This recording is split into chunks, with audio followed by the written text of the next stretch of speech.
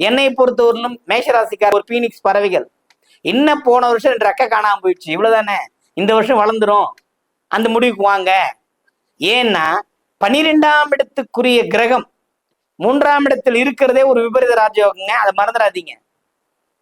ஆண்டு தொடக்கத்தில் விரயம் ஒரு பக்கம் இருக்கட்டும், சேமிப்பு கொடுக்குற ஆண்டு சொல்லுங்க. ஆண்டு தொடங்குதம்மா அப்படின்ற மாதிரி இந்த ஆண்டு உங்களுக்கு சேமிப்புல தொடங்குங்க. அது எப்படி சார் அப்படின்னா, ராகு 11ஆம் இடத்திலும் கேது 5ல் இருக்குது. இது ஒரு உபஜய ஸ்தானங்கள். உங்களுக்கு ஆண்டு தொடங்கும் போதே பாருங்க எவ்வளவு பிளசன்ட்மான ஒரு விஷயத்த கொடுத்துருக்காரு கடவுள்.